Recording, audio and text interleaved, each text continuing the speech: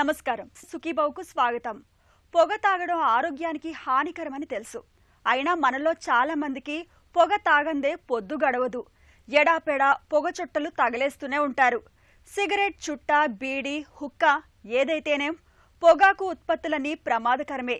అందుకే కాల్చుకురా కాలేవు అని ప్రపంచ ఆరోగ్య సంస్థ మాత్రమే కాదు, ప్రపంచ దేశాల ప్రభుత్వాలన్నీ కూడా మొత్తుకుంటూనే ఉన్నాయి. నికోటిన్ మత్తుకు బానిసలై ఇవాళ చాలా మంది ఆరోగ్యాన్ని గుల్ల చేసుకుంటున్నారు. చివరికి ప్రాణాంతక క్యాన్సర్ల బారిన పడుతున్నారు. ఈ నేపథ్యంలో పొగాకు ఉత్పత్తులు మనిషిని ఎలా పీల్చి పిప్పి చేస్తాయో, ఈ వ్యసనాలను వదిలించుకునేందుకు ఏం చేయాలో ఇప్పుడు తెలుసుకుందాం.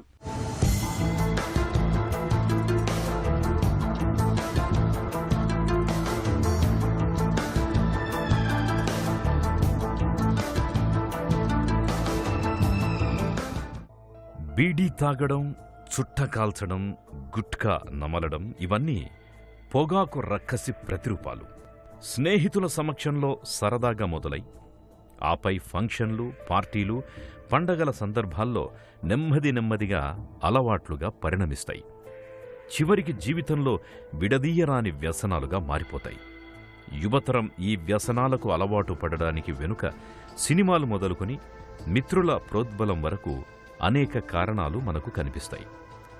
మన దగ్గర పొగాకు ఉత్పత్తుల్ని సాధారణంగా 2 రకాలుగా వినియోగిస్తుంటారు. పొగను వెలువరించేలా వాడడం అంటే సిగరెట్లు, బీడీలు, పైపులు, చుట్టా కాల్చడం అన్నమాట. ఇక రెండవది పొగ రాకుండా వాడడం. ఇందులో పొగాకును గుట్కా, ఖైనీ, తంబాకు, జర్దా వంటి రూపాల్లో నములుతుంటారు. పొగాకును కాల్చడం ద్వారా పొగ వచ్చేలా వినియోగించడం కంటే పొగ ఏమాత్రం వెలువడకుండా పొగాకును కింది పెదవి కింద పెట్టుకుని పీలుస్తూ ఉండడం, తాంబూలంలో కొద్దిగా జర్దా రూపంలో వేసి తినడం పెద్దగా ప్రమాదం కాదు అనే అపోహలో ఉంటారు మనలో చాలామంది. నిజానికి పొగాకును ఏ రూపంలో ఎలా వాడినా అది పూర్తిగా ప్రమాదకరమే అంటారు నిపుణులు. టొబాకో అన్నదే మనకి అడిక్షన్ పొటెన్షియల్ ఉన్న పదార్థం అండి. సో ముఖ్యంగా పొగాకులో అది ఏ రకమైనా కానీ, అంటే అది మనం గుట్కా, ఖైనీ, జర్దా అలా అయినా కానీ, సిగరెట్ పరంగా అలా తీసుకున్నా, బీడీలా అలాగా తీసుకున్నా కానీ వాటిలలో నికోటిన్ అనే పదార్థం ఉండడం జరుగుతుంది. సో ఈ నికోటిన్ అన్నది మెల్లగా ఎడిక్షన్కి గురి చేసే అవకాశం ఉంటుందన్నమాట. సో ఒక్క నికోటిన్ మూలంగా, నికోటిన్ యొక్క సబ్స్టెన్స్ అయితే అది ఎడిక్షన్ కాగచేయక, అదే టొబాకోలో వేరే పదార్థాలు ఏవైతే ఉంటాయో అవి ఆరోగ్యానికి చాలా రకాలుగా నష్టం చేకూర్చే అవకాశం ఉంటుంది. ముఖ్యంగా చూసినట్టయితే ప్రమాదకరం ఎందుకు అనంటే, పొగాకు మనం అది ఓరల్గా చేసి తీసుకున్నా, లేకపోతే సిగరెట్లాగా కానీ, బీడీలాగా కానీ, చుట్టల్లాగా కానీ కాల్చిన ఆ నికోటిన్ అనే పదార్థంతో మనకి దాని మీద డిపెండెన్స్ అన్నది ఏర్పడుతుంది. సో అది ఒక రకమైన మాదక ద్రవ్యం లాంటిదే. అది కాకుండా దాంతోపాటు పొగాకులో కనీసం ఒక 200 రకాల పదార్థాలు ఉంటాయి. వాటి మూలంగా క్యాన్సర్, హృదయ రోగం, రక్తనాళాలకు సంబంధించిన రోగం, బ్రెయిన్లో రక్తం గడ్డగట్టడం, సో ఇవన్నిటికీ దారితీసే పదార్థాలు పొగాకులో ఉండడం కారణంగా అది చాలా హానికరం. నికోటిన్ మనిషిని పొగాకు ఉత్పత్తులకు బానిస చేసే మంత్రదండం ఇదే. పొగాకులోని నికోటిన్ మనిషిని మత్తుగా, గమ్మత్తుగా మాయ చేస్తుంది. పొగ అలవాటును మానుకోవాలని ఎంతగా అనుకున్నా మానుకోలేక అసహాయ స్థితికి జారిపోవడానికి వెనుకున్నది ఈ నికోటిన్ మాయాజాలమే. పొగాకులో ప్రమాదకర నికోటిన్తో పాటు ప్రాణాంతకమైన పొలోనియం అనే రేడియోధార్మిక మూలకం, దీంతోపాటు 4000 రకాల హానికారక రసాయనాలు ఉన్నట్లు అంచనా. పొగ తాగడం, పొగాకు నమలడం వల్ల పళ్ళు అసహ్యకరమైన రీతిలో పచ్చగా మారతాయి. పళ్ల మీద మరకలు, మచ్చలు ఏర్పడతాయి. నోటి దుర్వాసన సమస్యగా మారుతుంది. నోటికి రుచులు, ముక్కుకు వాసనలు తెలియవు. నోటిలో ఊరే లాలాజలం తగ్గుతుంది. దాంతో పళ్ళు దెబ్బతింటాయి. పంటి మీద ఎనామిల్ దెబ్బతింటుంది. పిప్పి పళ్ళు, చిగుళ్ల సమస్యలు వస్తాయి. నోటిలో తరచూ పుండ్లు పడుతుంటాయి. నోటి క్యాన్సర్, గొంతు క్యాన్సర్లు, ఊపిరితిత్తుల క్యాన్సర్, జీర్ణ వ్యవస్థలో వచ్చే ఎన్నో రకాల క్యాన్సర్లకు మూలం ఈ పొగాకు వ్యసనాలే అంటారు డాక్టర్లు. పొగాకుతోటి క్యాన్సర్ అన్నది, అంటే ఒక 100 మంది పొగాకు తీసుకున్నారనుకోండి, అందులో కనీసం 15 నుంచి 20% మందికి క్యాన్సర్ వచ్చే అవకాశం ఉంటుంది. ఈ క్యాన్సర్ ఒకటే కాకుండా చాలా వేరే రోగాలు రావచ్చు. ముఖ్యంగా చూసినట్టయితే ఊపిరితిత్తులకు సంబంధించిన రోగం, ఎంఫైసైమా కానీ, సిఓపిడి కానీ ఇవి రావటం, హార్ట్కి సంబంధించిన ప్రాబ్లమ్స్ అంటే హార్ట్ అటాక్స్ రావటం, స్ట్రోక్స్ రావటం. అదే కాకుండా రక్తనాళాలు, శరీరంలో ఎక్కడ రక్తనాళాలు ఉన్నా అక్కడ బ్లాక్స్, రక్తం గడ్డగట్టడం, బ్లాక్స్ ఏర్పడడం జరగచ్చు.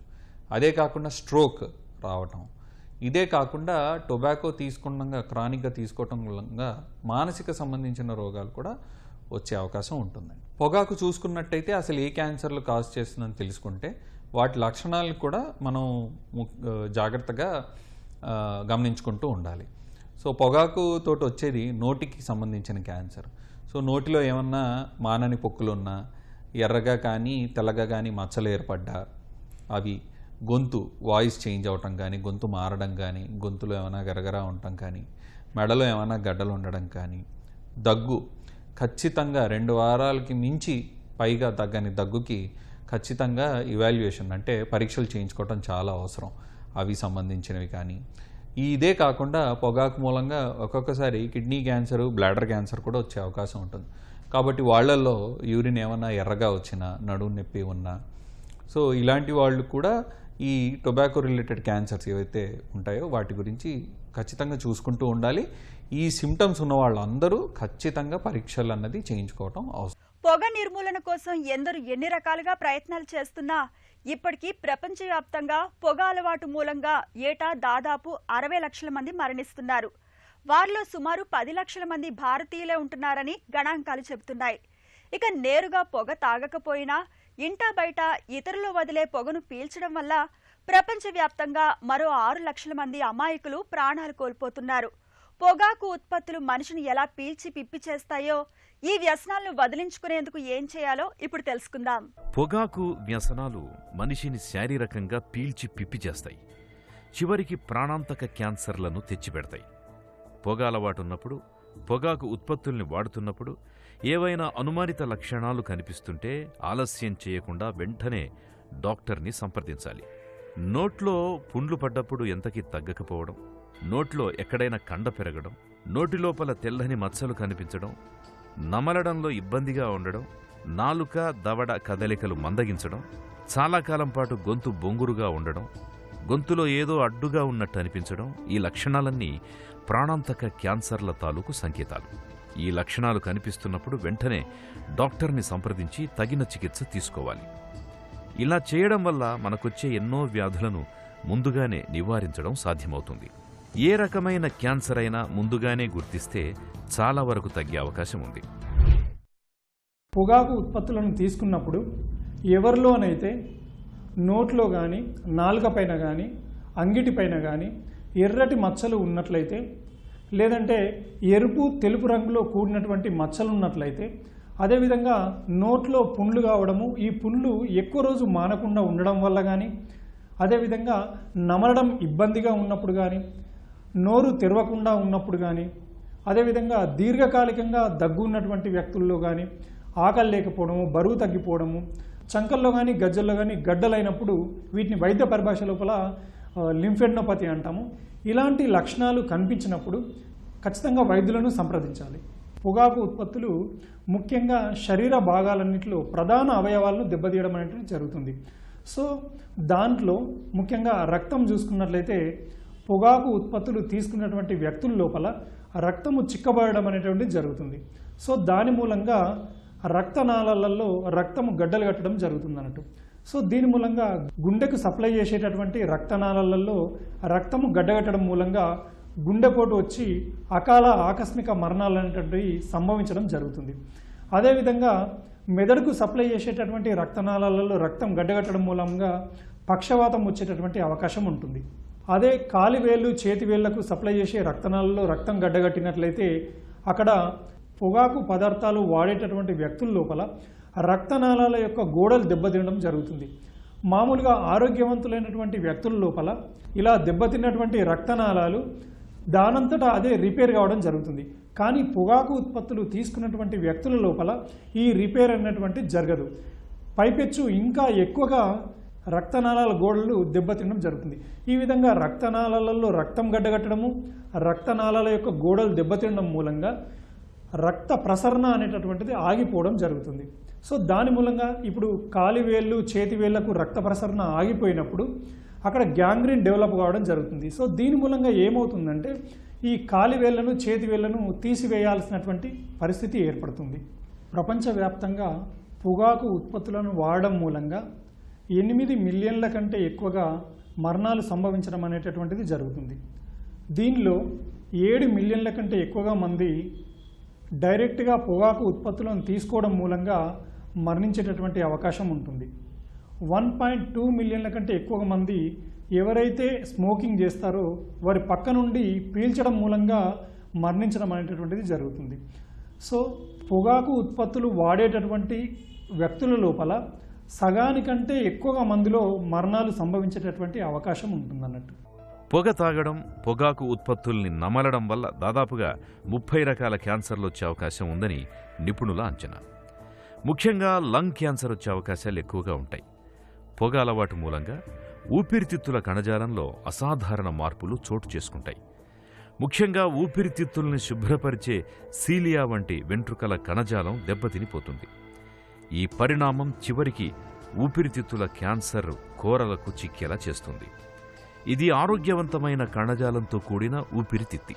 ఇక్కడ కనిపిస్తున్నది క్యాన్సర్ కోరలకు చిక్కిన ఊపిరితిత్తి. పొగాకు వ్యసనాలకు బానిసలుగా మారిన వారిలో రక్తనాళాల్లో పూడికలొచ్చే అవకాశాలు చాలా ఎక్కువగా ఉంటాయి. చిన్న వయసులోనే పొగాకుకు దాసులైన వారికి 30-40 ఏళ్లకే గుండెపోటొచ్చే అవకాశాలు ఎక్కువగా ఉంటాయని ప్రపంచవ్యాప్తంగా పలు పరిశోధనల్లో ఇప్పటికే వెల్లడైన నిజం. అంతేకాదు, కాళ్లలోని రక్తనాళాలకి రక్త సరఫరా తగ్గడంతో కొంతమందిలో బర్జర్స్ అనే ప్రమాదకరమైన వ్యాధి కూడా కనిపిస్తుంది. సో ఈ బర్జర్స్ వ్యాధి అన్నది ఇది ప్రత్యేకంగా పొగాకు పీల్చే వాళ్ళలోనే ఉంటుందండి.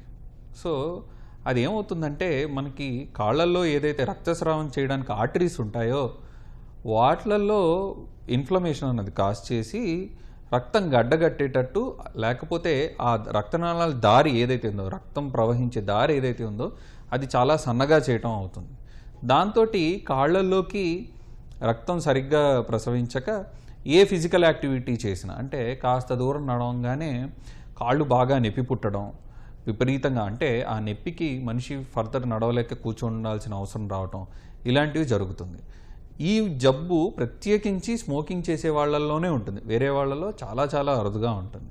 సో దీంతో లాంగ్ టర్మ్ సైడ్ ఎఫెక్ట్స్ ఏముంటాయంటే, అలాగే రక్తస్రావం తగ్గుతున్న కొద్దికి మెల్లగా కాలుకి చిన్న దెబ్బకిచ్చిన పుండు మానకపోవటం, గ్యాంగ్రీన్ లాంటివి రావటం, దాని మూలంగా కాలు తీసేయాల్సిన అవసరం రావటం, ఇవన్నీ కూడా జరిగే అవకాశాలు. పొగ అలవాటు, పొగరాయిళ్ల బాధ్యతారాహిత్యం కారణంగా గర్భస్థ శిశువులకు సైతం హాని కలుగుతుంది.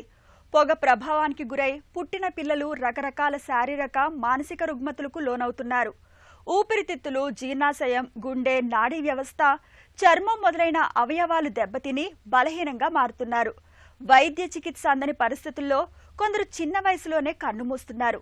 ఈ నేపథ్యంలో పొగాకు ఉత్పత్తులు మనిషిని ఎలా పీల్చి పిప్పి చేస్తాయో, ఈ వ్యసనాలను వదిలించుకునేందుకు ఏం చేయాలో ఇప్పుడు తెలుసుకుందాం. పొగరాయిళ్లలో దాదాపు సగం మందికి ఆ అలవాటును మానేయాలనే ఉంటుంది. అయితే పొగాకులోని నికోటిన్ ప్రభావానికి బానిసలుగా మారడం వల్ల అంత తేలిగ్గా అలవాటును వదులుకోలేరు. అందుకే ఎంత వద్దనుకున్నా మళ్లీ సిగరెట్ తాగడం, చుట్టా బీడీలు కాల్చడం, పాన్ గుట్కాలు నమలడం వంటి అలవాట్లను మానుకోలేకపోతుంటారు. అయితే పొగను వదులుకోవడం కష్టం కావచ్చేమో కానీ అసాధ్యం మాత్రం కాదు. చిత్తశుద్ధితో గట్టి సంకల్పం తీసుకుంటే ఈ అలవాటు నుంచి పూర్తిగా బయటపడొచ్చు. పొగను మానేయడం వల్ల తలనొప్పి, భావోద్వేగాల్లో మార్పులు వంటి ఇబ్బందులు తలెత్తినా, పదే సిగరెట్ కోసం నాలుక పీకుతున్నా కంగారు పడకండి. పొగ నుంచి మనసు మళ్లించుకోవడానికి ఇష్టమైన వ్యాపకాన్ని ఏర్పరుచుకోండి. పొగ తాగి అలవాటు మానేసే ప్రయత్నంలో 1-2 సార్లు విఫలమైనా బాధపడకండి. మళ్లీ ప్రయత్నిస్తూనే ఉంటే తప్పకుండా పొగ అలవాటును శాశ్వతంగా మానుకోవచ్చు. ఒక క్రమ పద్ధతిలో ఈ వ్యసనాల బెడదను వదిలించడానికి ఇప్పుడు డీఅడిక్షన్ సెంటర్లు కూడా అందుబాటులో ఉన్నాయి. పొగాకు వ్యసనాలను అంత తేలిగ్గా మానుకోలేని వారు నికోటిన్ ప్యాచెస్ మాత్రల సాయాన్ని కూడా తీసుకోవచ్చు.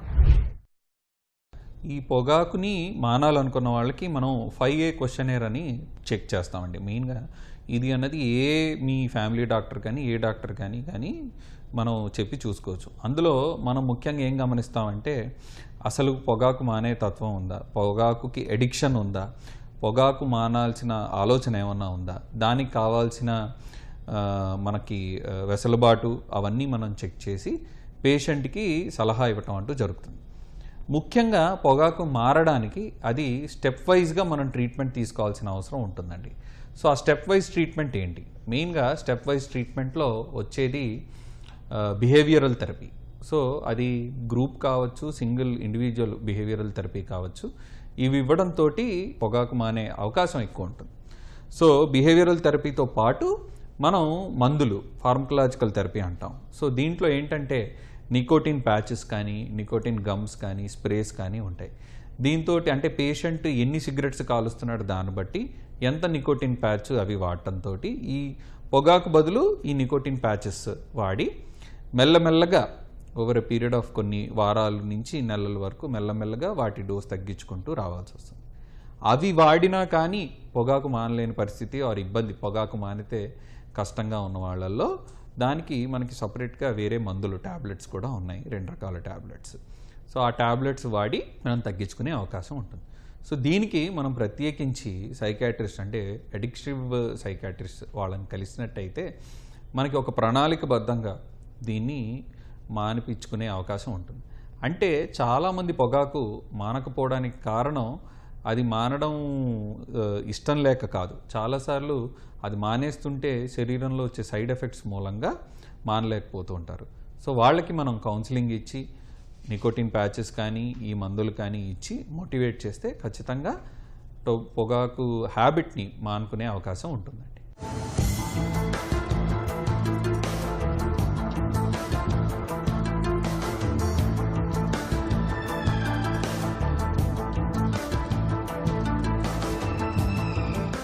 పొగాకు ఉత్పత్తులకు వ్యసనంగా మారినటువంటి వ్యక్తులు ముఖ్యంగా ఏంటంటే వాటిని మానేయాలని అనుకున్నప్పుడు వాళ్ళలో మానివేయాలి అనేటటువంటి బలమైన సంకల్పము అవసరం అన్నట్టు.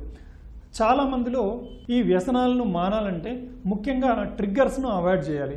ఈ ట్రిగ్గర్స్ అంటే ఏంటంటే ఎక్కడైతే పొగ తాగాలని అనిపిస్తుందో, ముఖ్యంగా పార్టీస్లో కానీ బార్స్లో కానీ అలాంటి ప్రదేశాలకు వెళ్ళకపోవడం మంచిది. అదేవిధంగా పొగాకు తాగాలని అనిపించినప్పుడు డిలే చేయడం మంచిది. ఈ విధంగా డిలే చేయడం మూలంగా పొగాకు ఉత్పత్తులను తీసుకోవాలనేటువంటి ఆలోచన మానిపోతుంది. పొగాకు ఉత్పత్తులను ఒకసారి తీసుకుందాంలే అని అనిపించినప్పుడు కూడా ఆ ఒకసారి కూడా తీసుకోకపోవడం మంచిది. ఎందుకంటే ఒకసారి తీసుకున్నట్లయితే మళ్ళీ తీసుకునేటట్లు అనిపిస్తుంది. సో ఎప్పుడైతే పొగాకు వ్యసనాలకు బానిసైనమో వాటి నుంచి బయటపడడానికి ప్రతిరోజు క్రమం తప్పకుండా వ్యాయామం చేయాలి. ప్రతిరోజు 15 నిమిషాల పాటు మెడిటేషన్ చేస్తే బాగుంటుంది. అదేవిధంగా పొగాకు ఉత్పత్తులు తీసుకోవడం మానివేసినప్పుడు ఎలాంటి బెనిఫిట్స్ ఉంటాయో వాటన్నిటినీ మననం చేసుకుంటే బాగుంటుంది. ఇలా వ్యసనాల బారిన పడకుండా ప్రయత్నం చేసినా కానీ ఇంకా మానలేకపోతున్నప్పుడు ఖచ్చితంగా కౌన్సిలింగ్ అనేటటువంటిది తీసుకుంటే బాగుంటుంది. ఒకవేళ ప్రయత్నం చేయడము, కౌన్సిలింగ్ తీసుకోవడం అయిన తర్వాత కూడా పొగాకు వ్యసనాల నుంచి బయటపడలేకున్నట్లయితే నికోటిన్ రీప్లేస్మెంట్ థెరపీ అని ఉంటుంది. ఇవి గమ్స్ రూపంలో కానీ, చప్పరించే బిళ్ళల రూపంలో కానీ, అదేవిధంగా స్కిన్కు స్టిక్కల రూపంలో అతికించుకోవడం కానీ, అదేవిధంగా ఇన్హేలర్ రూపంలో కానీ, నాసల్ స్ప్రే రూపంలో కానీ నికోటిన్ రీప్లేస్మెంట్ థెరపీ అనేటటువంటిది ఉంటుంది. అయితే long acting nicotine replacement therapy అంటే ఈ స్కిన్కు ప్యాచెస్ లాగా అతికిస్తుంటారు. దానితో పాటు short acting nicotine replacement therapy, దీంట్లో గమ్స్ కానీ చప్పరించే బిళ్ళలు కానీ ఉంటాయి. ఈ 2 కాంబినేషన్లో ఇచ్చినప్పుడు పొగాకు వ్యసనాల నుంచి త్వరగా బయటపడే అవకాశం ఉంటుంది. మళ్ళీ ఈ వ్యసనాల బారిన పడకుండా ఉంటుంది. ఇప్పటికే పొగ అలవాటు ఉంది, ఇప్పుడు మానుకున్న పెద్దగా ప్రయోజనం ఏమి ఉండదు అని అనుకుంటూ ఉంటారు చాలామంది. నిజానికి పొగను ఎప్పుడు మానేసినా మంచిదే. పొగ అలవాటును మానుకున్న క్షణం నుంచే మనకు ప్రయోజనాలు లభిస్తాయి. 8 గంటల తర్వాత రక్తంలోని కార్బన్ మోనాక్సైడ్ బయటకు పోతుంది. వారం రోజుల తర్వాత నోటికి రుచులు, ముక్కుకు వాసనలు మరింత మెరుగ్గా తెలుస్తాయి. శరీరంలో పేరుకుపోయిన నికోటిన్ చాలా వరకు బయటకు పోతుంది. నెల తర్వాత చర్మం కాంతిమంతంగా మారుతుంది. 3 నెలల కాలానికి ఊపిరితిత్తుల పనితీరు మెరుగుపడుతుంది. ఏడాది గడిచేసరికి గుండె జబ్బులొచ్చే అవకాశాలు సగానికి సగం తగ్గిపోతాయి. 5 ఏళ్ల తర్వాత పక్షవాతం ముప్పు చాలా వరకు తగ్గిపోతుంది. నోటి క్యాన్సర్, గొంతు ఈసోఫేషియల్ క్యాన్సర్లొచ్చే ముప్పు కూడా దాదాపుగా పొగ తాగని వారికి ఎంత ఉంటుందో మానేసిన వారిలోనూ అంతే ఉంటుంది. పూర్తిగా పొగ తాగని వారితో సమానంగా ఆరోగ్యం మెరుగుపడుతుంది. క్యాన్సర్ రూపంలో జీవితంలో వెలుగును కోల్పోయినా, జీవితం పోయినా మనకు మిగిలేది చీకటే. అందుకే పొగాకు వ్యసనాలకు దూరంగా ఉండాలన్న గట్టి నిర్ణయాన్ని తీసుకోవాలి. ధూమపానం చేసేవారికి దూరంగా ఉండాలి. ప్రతినిత్యం వ్యాయామం చేయడం అన్నది నికోటిన్పై కోరికను బాగా తగ్గిస్తుంది. వ్యక్తిగతంగా, వైద్యపరంగా అన్ని రకాలుగా జాగ్రత్తలు తీసుకుంటే పొగాకు వ్యసనాల్ని వదిలించుకోవడం పెద్ద కష్టమేమీ కాదు.